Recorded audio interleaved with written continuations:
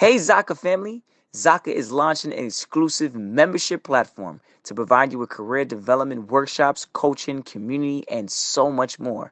Go to ZakaConnect.com and sign up to receive information on how to access early registration and perks.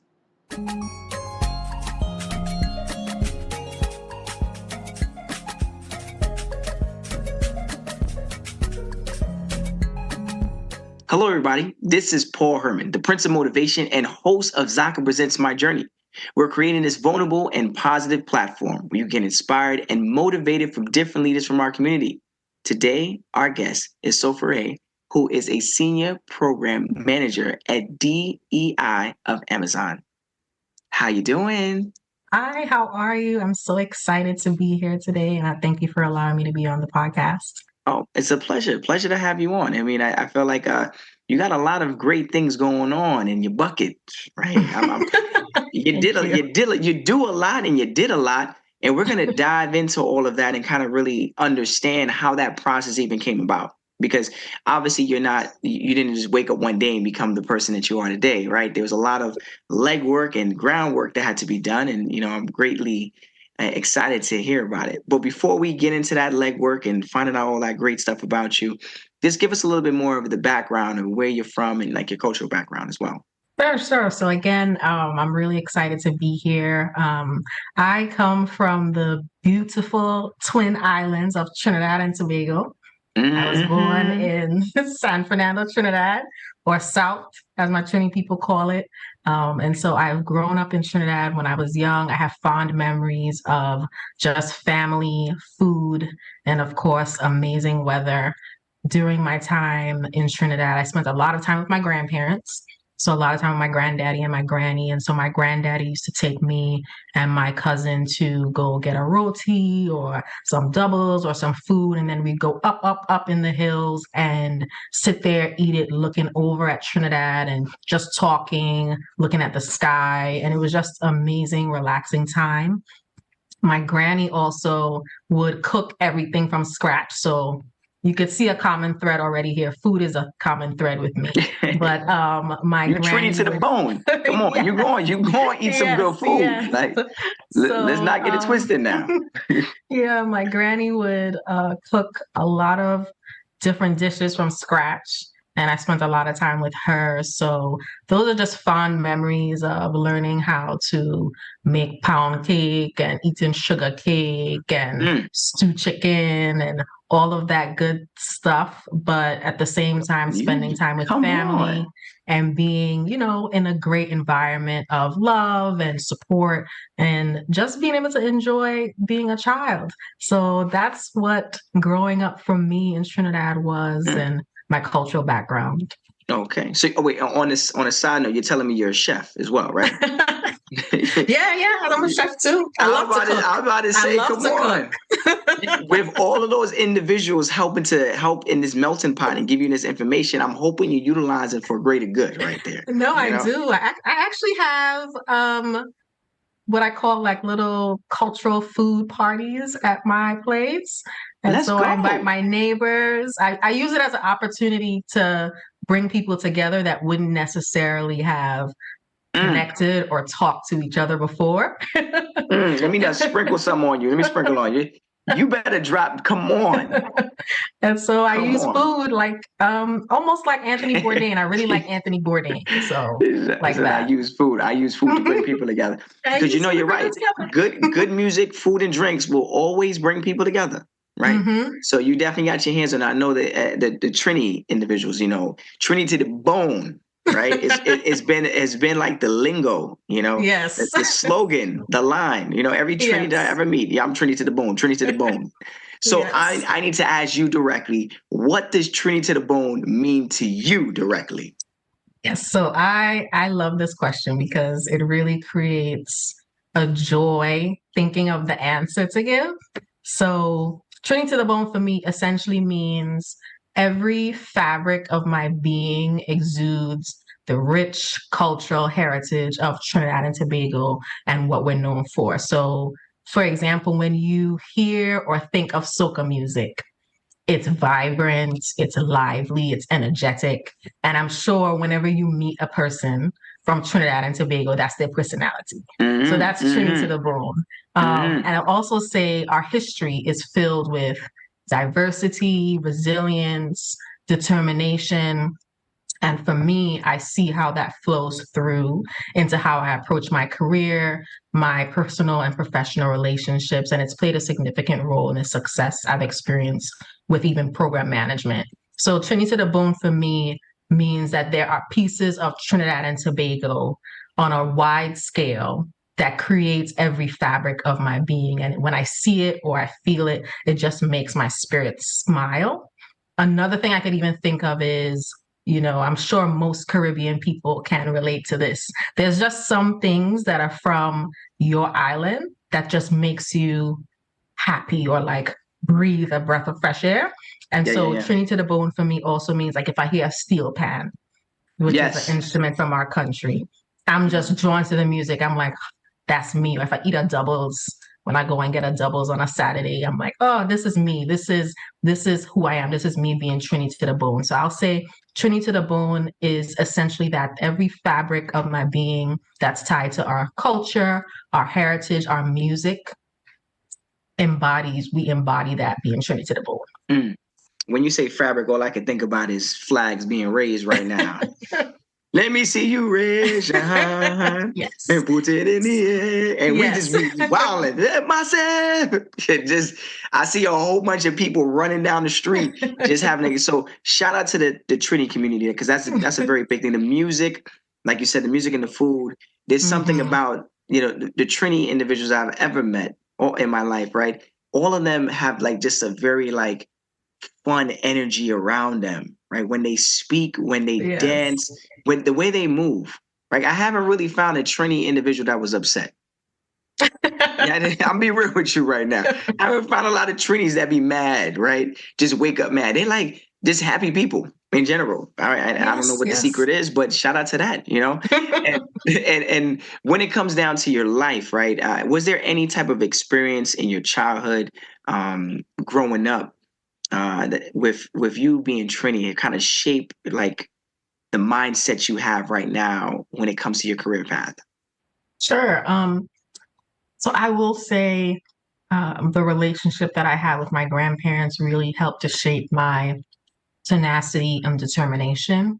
And it was also an example for me in taking bold steps to be able to advance your career or to be able to be impactful in your family life. So I spent a lot of time with my grandfather, and during this time, he would share the history of Trinidad with me.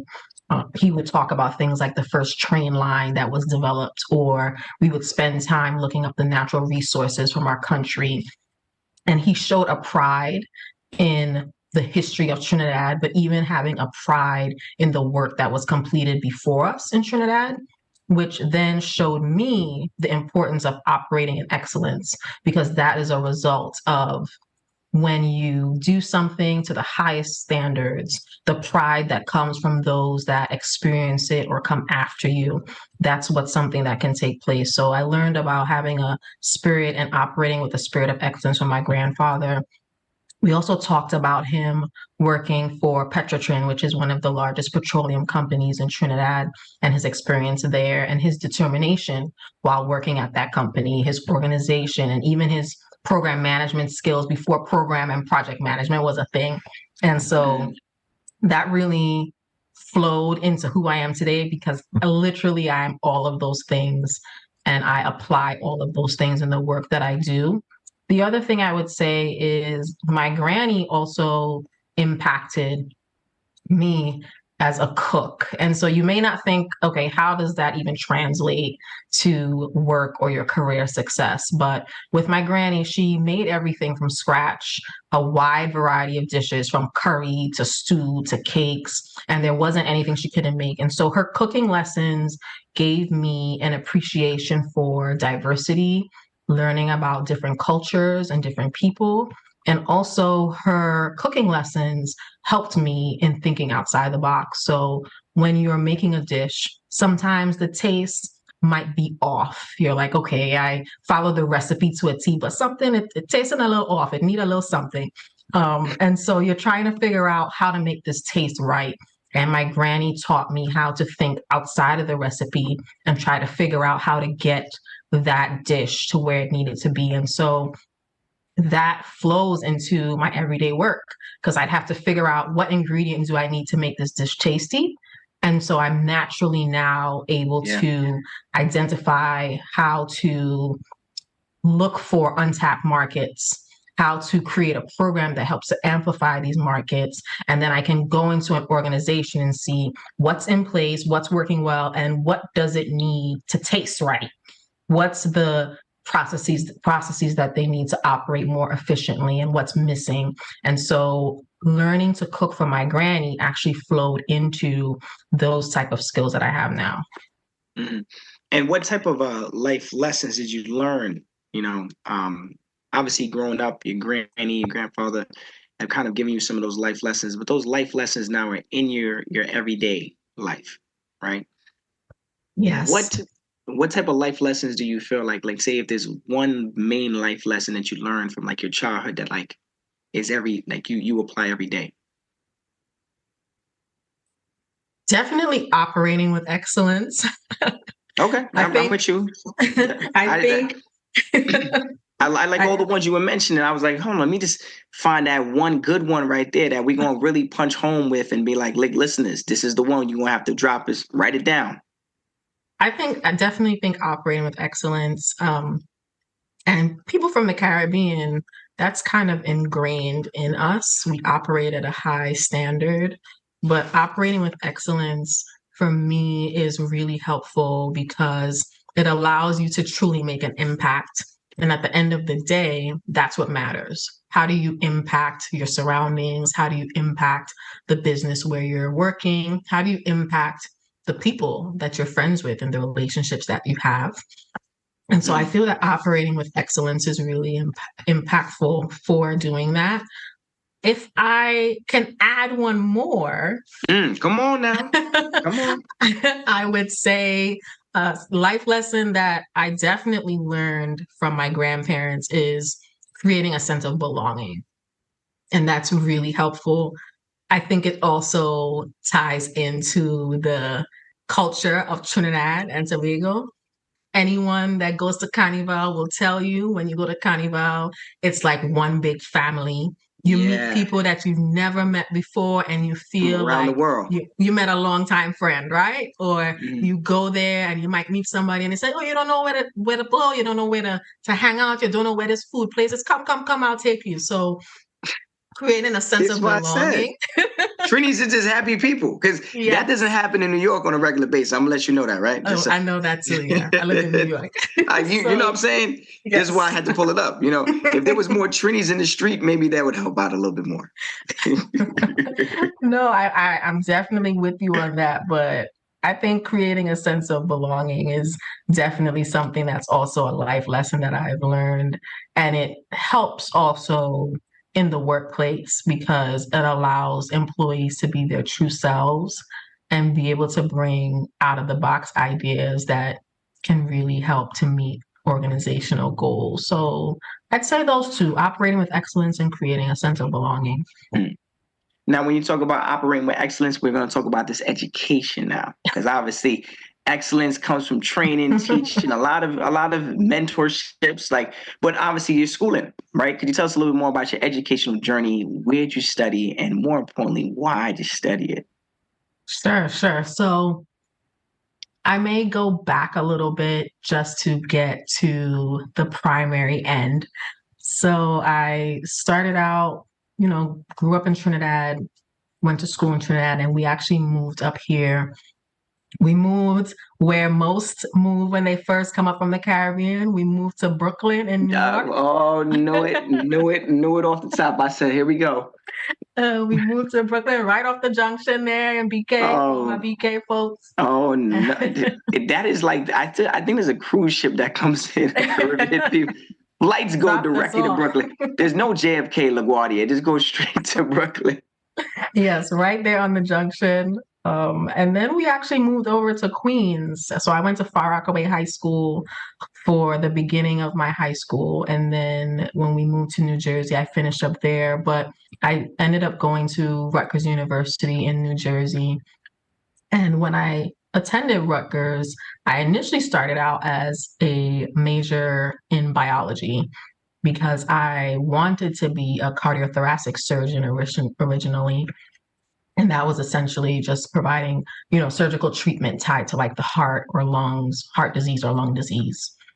But I ended up having to take a course on public health research of health disparities in various communities. And I conducted a research project on teenage pregnancies and the factors that are tied to this area. And I really, really enjoyed that type of research and work. So I decided to switch my major to public health and just continue to pursue courses in topics like epidemiology, health program development, program evaluation, and things like that. And it really was a joy for me. And then later on, I went on to do my MBA with a concentration in project management. And this was while I was working in the pharmaceutical industry. And while I was doing my MBA initially, I stumbled a little bit on project management when I was trying to figure out my concentration because I realized I was naturally applying project management principles to my work without even realizing at the time that project management was a thing. So I was able to merge my innate project management abilities that were within me with the educational pieces from my MBA degree. And so that's where I am today with both of my degrees. That seemed like a lot in that time. How long did it take you to do this? How long did it take me? I did the typical 2-year for my MBA. I actually graduated early. Let's go with my MBA. Let's go, Trini, for real. Yes. You was on that runway, like I was. You grabbed that diploma when you was out. I was. I was working at the time as well. I was working full time, and then decided to pursue my MBA. So my goal was to just be in and out, get the education that I needed, see how I can maximize my skills there, and then apply it as quick as possible. And when it comes down to this, right, you got this public health degree. How does someone with public health degree find their way over to Amazon? How does that career journey even come about after graduation? So, as you can see, I take a bit of an unconventional route, going from initially wanting to do medicine and then moving over to public health and then MBA. And so similar to that with my career, I took a bit of an unconventional route. When I was pursuing my undergraduate degree, before I graduated, I took time my junior year to say, okay, what are some companies that I really want to work for? And I listed out a few companies. One of them was actually Pfizer. And so I took the time my senior year, the beginning of my senior year, to literally just say, who is a person or what is a group that I can connect with that can help me achieve this goal of landing a job with Pfizer? So I tried to identify internal contacts that were tied to new graduates coming out of universities. And when that wasn't panning out as much as I thought it would, I then pivoted and said, okay, maybe there are contract agencies that work directly with the company. And I literally was just cold calling and saying, hey, this is who I am. I'm going to be a recent graduate. At this time, I would really love to work at Pfizer in this type of capacity. And these are the skills that I have. And this is why it would be beneficial for your agency as an employee. And so I was able to connect with a woman who then was able to give me a contract role with Pfizer prior to me graduating from college. So my senior year, I was going to school and then also working. I think I only had like 1 or 2 courses left. And then once I got into the role as a temp, my goal was to solidify why I needed to be hired permanently as an actual employee. And so I used that time to showcase my skills. Even though I was working in a support role, I would take the opportunity to share with my VP what are my desires, what are my goals when I'm graduating from college.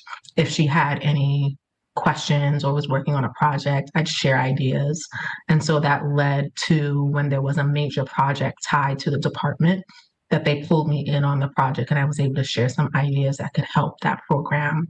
And from that, I then was hired internally once I graduated from Rutgers University, and they moved me over to the headquarter location in New York for their sales and marketing department. And that's how I was able to get the role with Pfizer. But through Pfizer, that then opened doors to other opportunities. So I then pivoted to a few other pharmaceutical companies working in the product management space, program management space, even working in the marketing area, still working with operational excellence all the time, and even moving over to a relocation management company where I really honed in on my project management skills. What really brought me over to the role that I'm in now is the previous company that I worked with. I was focused on establishing how do we develop better relationships between universities and tech transfer offices. And that program that I created there really helped to bring together various groups and help to set a standard, an industry standard on how we provide solutions for fostering relationships between those groups. And that's what led to me moving over to Amazon. There was an individual who saw the work that I did with that program and was able to say, you know, this is something that can be impactful here at the company. And so I'd say that's pretty much the role that I took throughout my career. Operating with excellence, again, I'm going to be saying that throughout our podcast, but also, you know, being open to take an unconventional route and just being determined. If I have something in my mind that I want to achieve, there is nothing that is going to stop me from achieving it. So from the beginning where I said I want to work with Pfizer, like I'm working at Pfizer. That's what we're going to do. So that's the route that I took with my career, and I would say that that's something that people can even employ when they're looking to move or transition or trying to figure out where they should go in their career. I admire how you said the whole thing about like you got on a call, you went to an agency. You first off, you decided which companies you wanted to work for. I think that's a very essential thing because you could be applying for several different companies and not like any one of them, right? But you kind of like honed in on that, and then finally you said, how many doors can I go through to get to them? You didn't just say, I'm just going to send an email and, you know, hopefully they get my resume. I just keep on emailing them and hopefully someone will get back to me. You found different ways through there and navigating. And obviously it takes time and you got to be vulnerable. You got to put yourself out there, right? Yes. Not knowing what you're going to get on the other side. If someone's going to say, look, why are you contacting us? You know, we said we would contact you, but you definitely found some ways of making that happen. And by being in the pharmaceutical industry, right, in tech, right to tech, right, there was like major adjustments you had to do, right? Like, could you speak a little bit more about like some of those adjustments, considering the difference between the two industries? Sure. So for me, the way I was able to adjust is I first really took the time to try to flip it a little bit. So I wanted to first look at, okay, what are some of the similarities that are there? And then when I identified those similarities, then I was able to say, okay, where are the gaps and what can I take from those similarities and apply it to those gaps? So the similarities, of course, even though it's a pharmaceutical and tech, the focus primarily is customer obsession and being obsessed with your customer, being able to provide the necessities or being able to deliver on the product that's needed. The areas that needed adjustments were working with a pharmaceutical company. There are laws, there are regulations, there are processes that are in place that are pretty set in stone and really need to be adhered to. So a lot of the work that I did were pretty much outlined in advance, or a lot of the programs that I created really had to fit certain parameters. Whereas when I moved over to tech, you know, it's even though there are still regulations or there are still processes in place, it's always constantly changing or sometimes iterating and changing. So you have to learn to be much more flexible, much more easy in adapting to change, much more easy in being able to think through, okay, if I do create this product or this project here, if something may change, what can I do to kind of pivot quickly to still meet the mark and deliver a product that's just as effective? And so that's the one main thing that I think I've noticed in being in this space. But I think ultimately, still keeping the similarities in mind, being able to still think of as a project manager or program manager, you naturally have to figure out how to mitigate risk. So that translates in both areas, even if you're in a pharmaceutical company that has set processes, or you're in a tech company where those things may change and may iterate over time. And in this whole time frame, I'm noticing that, your mindset of anything is possible has never left you. It's like an underlying thing. I mean, from the education to like working, just your mindset, and just hearing you speak about, how'd you get into the company, how'd you stay in the company, the things that you did, the transitions and stuff like that. It lets me know like that was a part of like a mindset that you have where it's like nothing is impossible. What does that mean to you? And like, how has that helped you in your role at Amazon? Sure. So that's a really, really good question. So nothing is impossible is essentially, what you've just shared. Once you set your mind on something, once you've identified the goal, then there should be nothing that should keep you from it. Granted, life happens, things happen. It's not always going to be perfect, but I think ultimately your goal should be to continue pursuing that thing that you want, the thing that you may be passionate about, the goal that you have, the job that you want. Oftentimes, when you focus on ensuring that you continue to meet that goal, there may be situations where you may think that you've missed the mark, but you often sometimes end up in a place that's even better. And so I think with nothing that's impossible, you should really hone in and focus on attaining that goal, pursuing that passion, taking the steps that are needed to ensure that you are able to meet that mark and achieve that thing that you truly want, because that's all that matters. I think the other thing too with nothing is impossible is it's tied to determination. And so I know for me, when I think of nothing is impossible, going back to like what we said before, like if there is a goal or idea that I have in mind, there's nothing that is going to keep me from attaining that goal. And so what does that mean? That means you have to plan sometimes. That means you have to be strategic. That means you have to really pull on your skills and the innate drive that you have within yourself. And so I feel like nothing is impossible really helps you to be the best version of yourself when you want to attain that goal. And the determination that you continue to develop and grow from having that mindset that nothing is impossible ultimately allows you to achieve that passion and be happy and achieve that goal that you're looking for. And when you say nothing is impossible, I could see because you are now at Amazon, right? One of the largest companies in the world, right? And that didn't come easy, right? And as you spoke about from your educational background and all the various different areas of, in that transition, like all the things you had to do to get you to Amazon. Could you tell us a little bit more about your current role at Amazon and what you do? Sure. So currently I am the senior program manager of DEI at Amazon. And in my role, I essentially sit in two areas. I develop programs that are tied to our S-Team goals, but then I also operate in the program management space within my team. What that looks like is when I started my role, my team was still a small team, essentially growing, and I was able to come in and establish the processes needed for reporting out and measuring on our team goals. I also established the processes needed for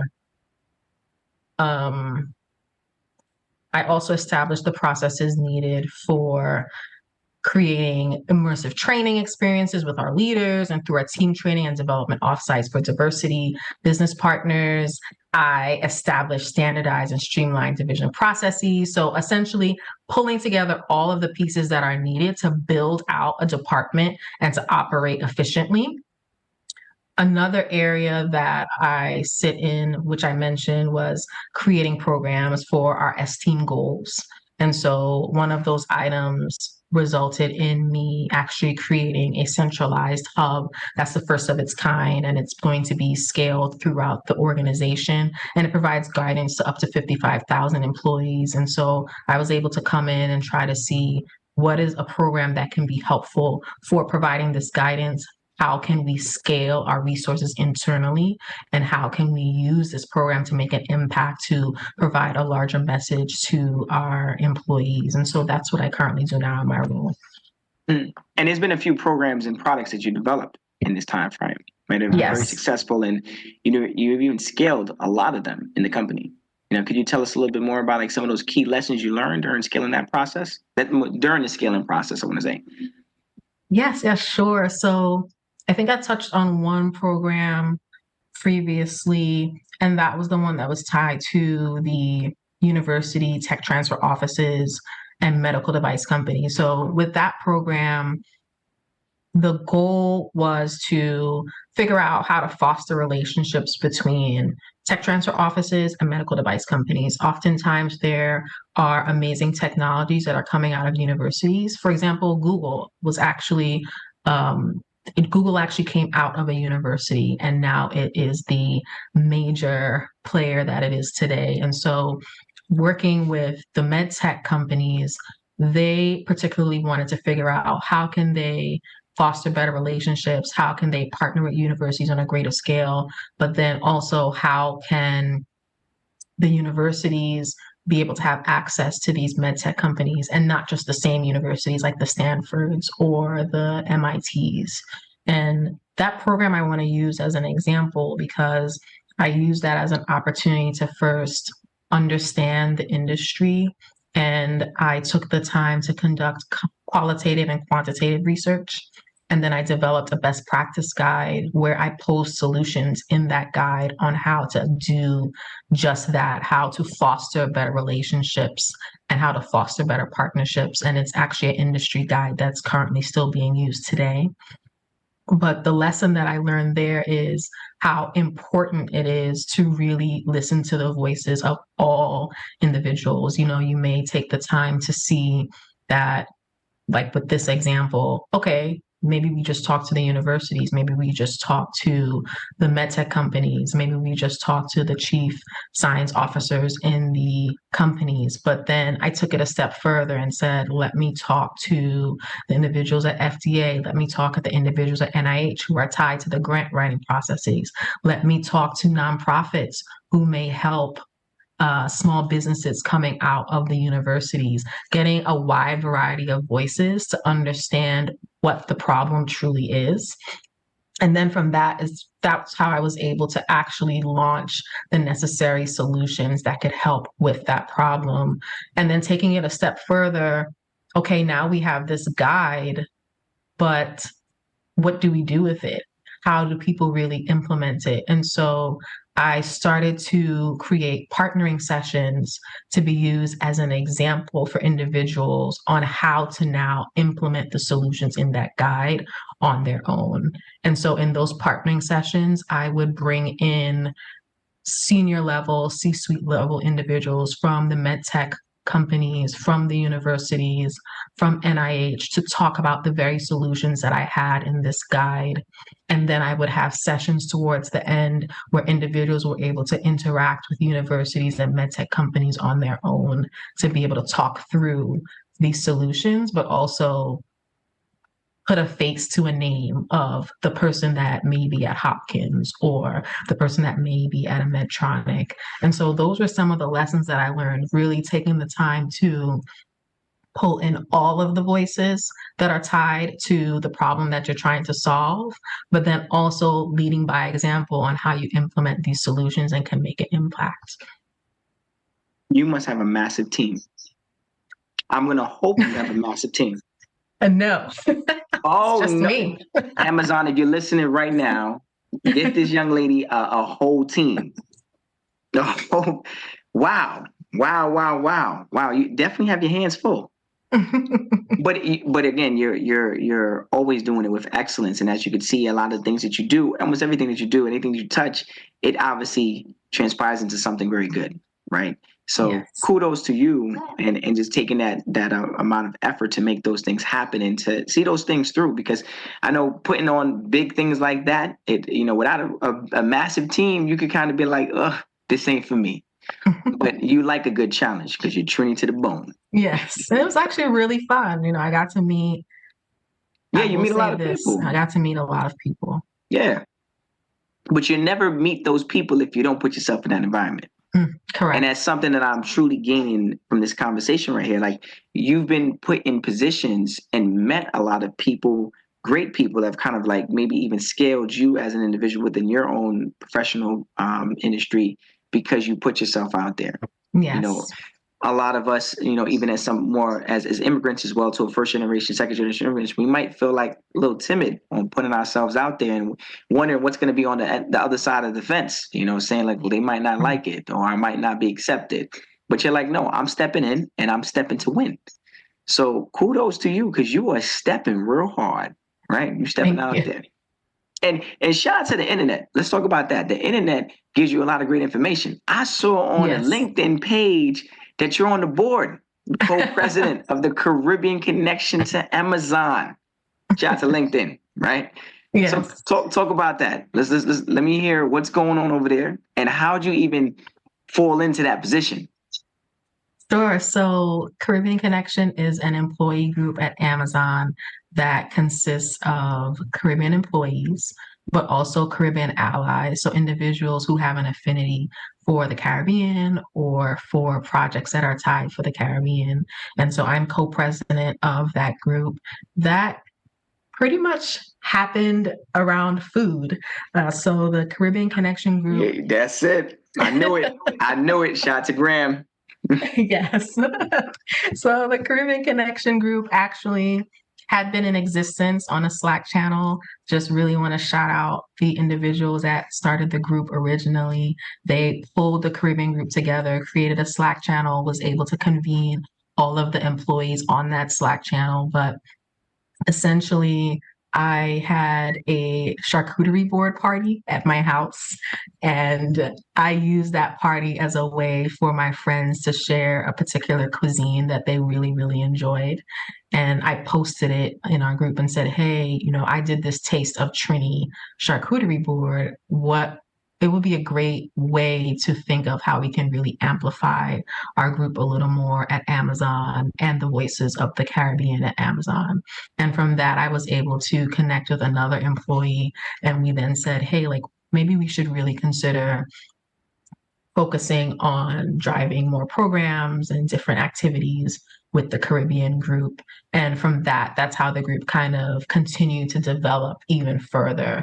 So Caribbean Connection really exists. The mission is to create a sense of belonging for our Caribbean employees, but also help with long-lasting careers for our Caribbean employees at Amazon, helping to bring about cultural competency and understanding of the Caribbean people and their mindset, but also using it as an opportunity to volunteer and impact the community where Caribbean individuals reside. And so it's really important for corporations to see how employee groups and ERGs can help with creating that sense of belonging for the employees, because once that sense of belonging is there, I definitely feel, and these are my views, I definitely feel that it translates into the work that the employee is doing, because now you have a safe space to say, I feel okay if maybe my idea doesn't work, and maybe if the idea fails,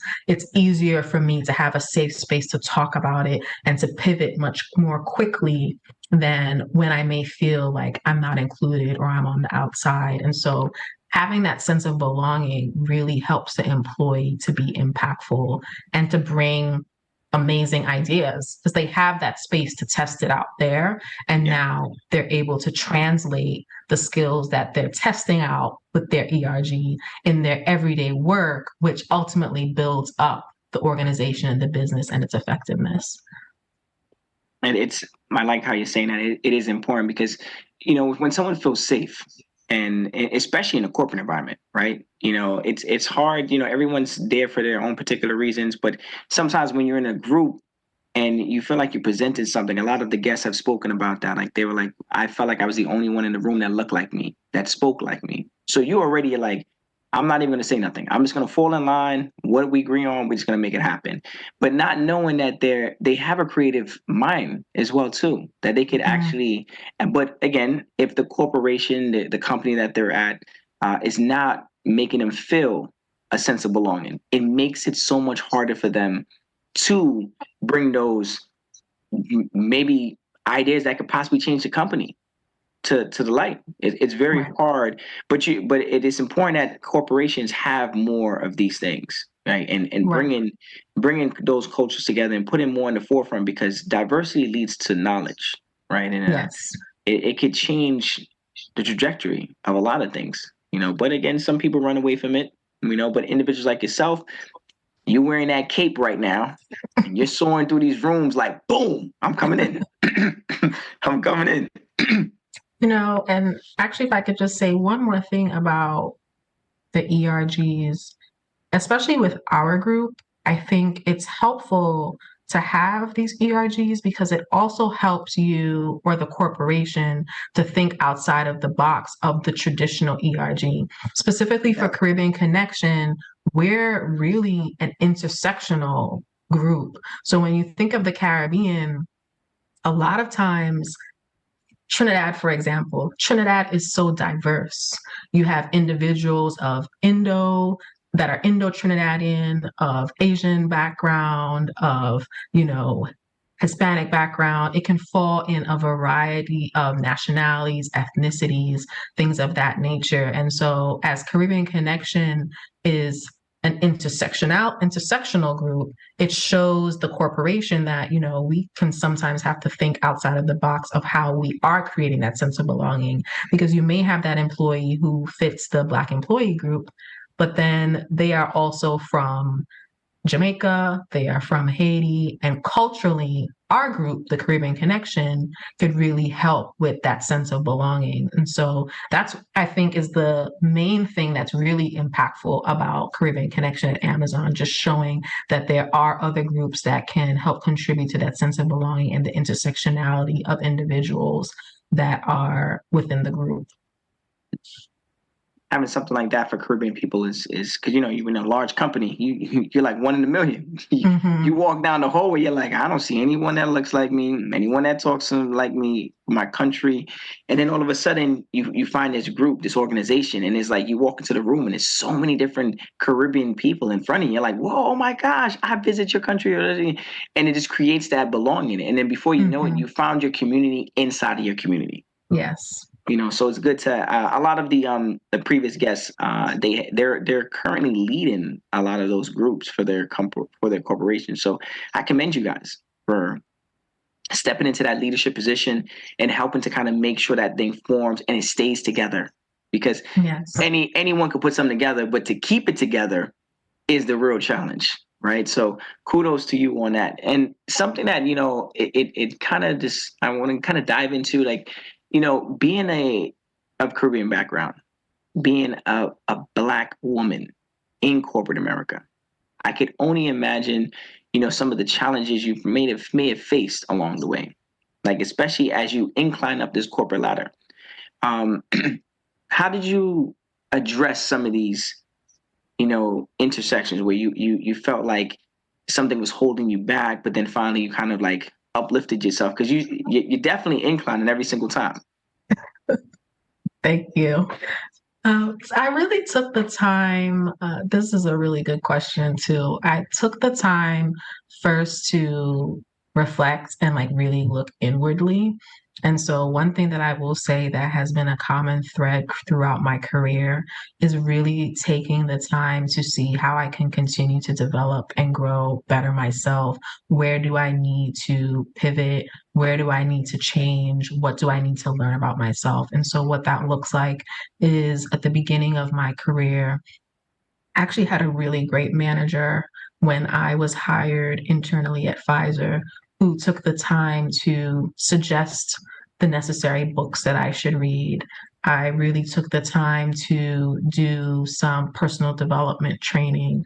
I really took the time to join classes that could help me to develop and feel a little more confident in certain areas of my work. I think one of the challenges that we sometimes face naturally as Caribbean people, we can be a bit direct. I can be very direct. Oh, they say that angry Black woman. That's what the last couple guests they said it. We were labeled as the angry Black woman in the office, and I was like, oh no. As Caribbean people, me specifically, I'll say I can be very direct, and sometimes that directness does not always come across in the right light. And so I think that was one challenge that I faced earlier on in my career. And sometimes I still face it now. But what I've done to kind of address those situations is exactly what I've just shared. I've tried to find what are some personal development courses that can help me in being able to communicate what I want to say, still being true to myself, but communicate it in a way that would still get the results that are needed. And I even encourage people, I started doing this. I was able to get a coach, a career coach. A lot of times we try to do it on our own, but it's helpful to utilize the resources that are there and available for you. So I was able to get a career coach who I could bounce ideas off of and who could be a second set of eyes for me on those things that I really needed to work on to help address some of the challenges that I was facing at work. Mm. And having a career coach, a lot of the previous guests had mentioned about finding mentors, finding career coaches. So even in your time of success, even when you've reached a platform that you thought you might never reach, you're still looking for help and assistance. Yes. And a lot of the guests, again, I'm just kind of always bringing it back to all the beautiful guests that have been on. They said it was very hard at one point to ask for help and say, hey, look, I reached this level in my life, but I need extra help, right? So to find a place where you're in your career where you're at a high platform and you're still asking for help, it just goes to show that you're a student and you want to grow, you want to continuously grow, you want to actually provide a lot more than than just face value. Correct. And yes. That is amazing that you have that mentality. I mean, having a coach is always a great thing. I know some people probably can't afford it, but like you said, or have the time for it, maybe potentially. But like you said, you took courses, you did certain things to kind of help gain that knowledge and also that confidence in yourself to then be an advocate for yourself.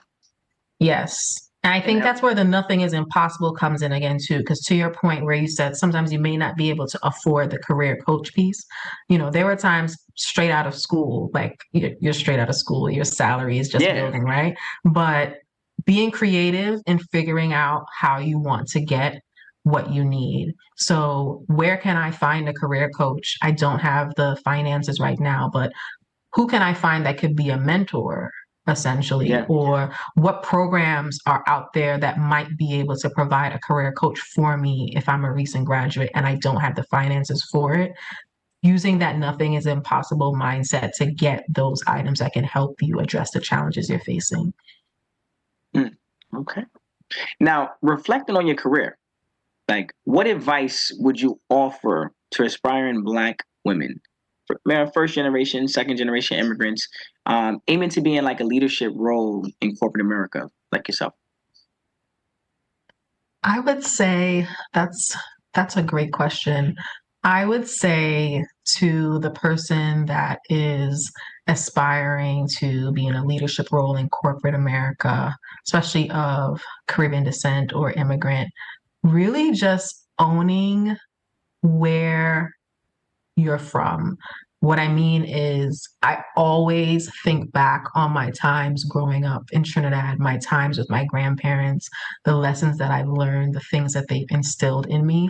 Sometimes we find when we come to new environments or when we're trying to pursue certain goals, we may shrink a little bit or we may get a little timid. But I feel that in those moments, those are the times when you should really anchor in on those initial lessons or experience or the pride in your heritage, the pride in your culture, to give yourself that encouragement that's needed to attain the goals that you have. So I'd say for the person that's trying to aim for that leadership role, really just anchor in on who you are as a person of Caribbean descent or coming from the Caribbean. People that are from the Caribbean operate with excellence. We are determined. We are resilient. We are also jovial and have fun, but there are so many amazing character traits that are tied to who we are that's impactful for what we want to attain with our career. And so I tell a person that's an immigrant or of Caribbean descent to really just anchor in on the skills and the lessons that you've learned from your country of birth, because it really can help you in your development and achieving those goals. And when it comes down to your goals and it comes down to success, like how do you define success? So that's changed over time. Initially, of course, the success is get a job, make money, do well, kind of simple, right? But for me, over time, success for me is what's the impact that you're making. I'm always trying to think of how am I being impactful for my surroundings? How am I being impactful in the place that I am? How am I being impactful for the people that I interact with? And so that is how I define success. When I started in my current role, I wanted to figure out, okay, what are the programs that can be impactful, not only in helping to create efficiencies with the business or within our department, but how can I be impactful with my team? I would take the time to try to understand each of my team members. So when I created a training, I actually created my training in mind with each individual team member and curated that immersive experience with them in mind. So now that training is even more impactful because individuals can see that there are certain facets of the training that are directly related to them, and they're leaving more empowered. They're leaving in awe, essentially, and they're leaving with greater understanding of the work that they're trying to do. And so I think when I lead with how can I make a true impact, that ultimately is what helps me to define my success.